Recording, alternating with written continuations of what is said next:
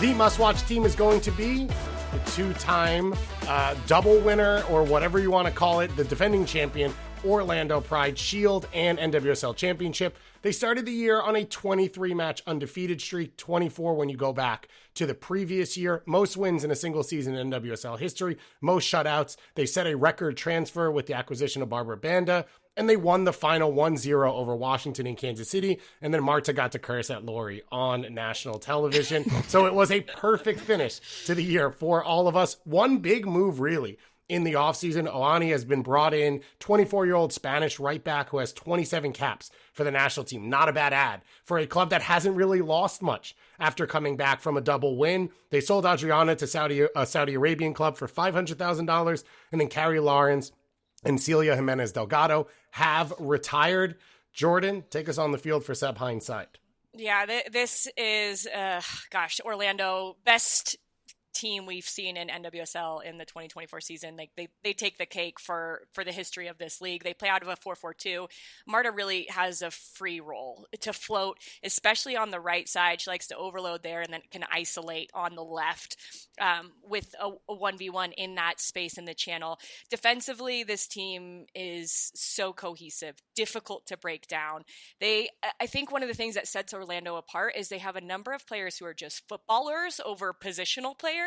So it allows them to read the game in front of them, see what is being asked of them, and then to answer in that way. This is, Lori, a team that it was really good, has been built over the last, 2.5 years, and now we're seeing them just hopefully be consistent in 2025. Yeah, I think that is what I'm most looking forward to, is because they did retain the majority of their roster. In fact, I mean, almost everyone except for Carrie Lawrence that retired, Adriana transferred. So, but then you get Chilufya as well as Zambian International, Oyane, who you mentioned. But I think Jill and I were having this conversation the last couple of weeks as well. If you look back the last two championships, it's been Gotham and then Orlando. And both of those teams were playing for a little something extra. Ali Krieger's retirement, and then this past year is to get Marta, once they realize, oh, this team is special, there's something good. There was always something that felt like they're playing for one another every single game. You're getting the best out of every single player. To win that championship for Marta is quite frankly what it felt like. And they did that. And while I fully believe that this team is built on, like, they have their principles in play, they've been vocal about this team was built defensively so that they know they're solid, and then they can create and afford Marta to have more of a free role once they get into the attack. It's really hard to maintain that. It's really hard to have that consistently over 1 year, to find that little extra something that's going to consistently get you over the edge. And they had that momentum this year. So what if they have a period of where things start to break down and they don't win a number of games in a row? How do they handle that? They didn't have to really go through that. Credit to them, they bounced back after those 2 back-to-back losses at the end of the season, so they're able to overcome that. But if there's some trials and tribulations this year, are they able to overcome that as a team? I think time will tell, but I love that they've maintained the majority of the roster. I like the pieces that they brought in. Shavoshi is a rookie from Wake Forest, hands down one of my favorite center backs in college soccer last year. I think she fits this mold in this team incredibly well, and it affords you to start to rotate a little bit more, because if Sam's going to be gone with national team, that was a thing. That's going to have to be in the conversation much more in the women's game consistently going forward, is because these players cannot play the amount of minutes. International duty, come back, play the grind that the NWSL is, and the amount of games. So you have to be able to rotate players in that can step in and know their role immediately. And I think Shavoshi is one of those players. So I'm excited to see what this team is going to do this year. I think Orlando has 3 X factors. I think one of them is Seb Hines and his ability to choose the right strategy for each single game. The way that they played the final was different against the way they played against Chicago, right? They literally said in the final, we don't even need the ball, because when we have the ball is when we're most vulnerable against a team like Washington Spirit. So they made it ugly.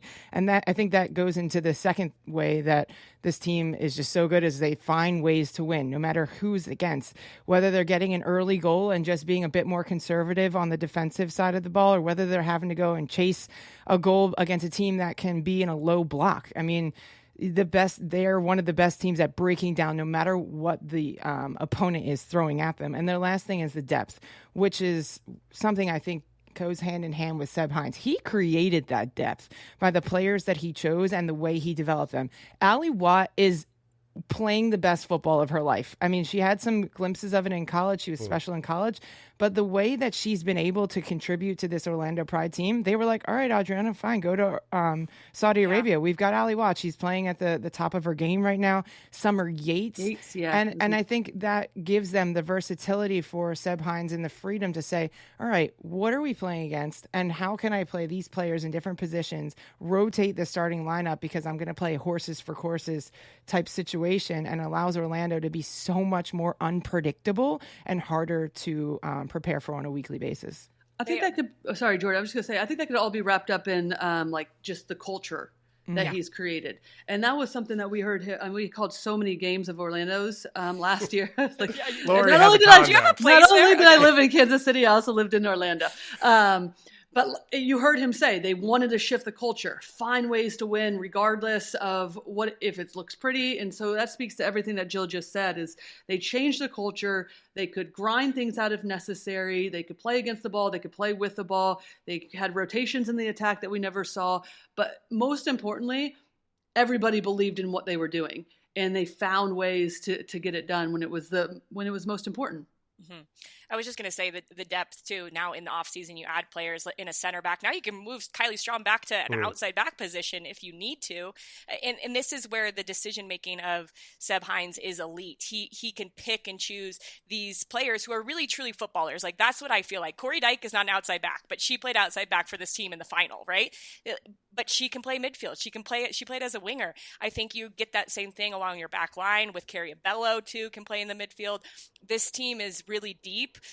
Because they have really good footballers. Seb Hines has developed those players into this culture and system. So many good points, and it will be interesting to see how Orlando tries to repeat what they did last year, because it's going to be more difficult. I love that we got through this all, and Haley Carter was on the show last year, and I asked about no draft, and she was like, well, I don't really like young players anyway, and they only signed one college player, so she is right on her mark right now, and they won the championship, so they get to do whatever they want. A lot of excitement once again for this Orlando team.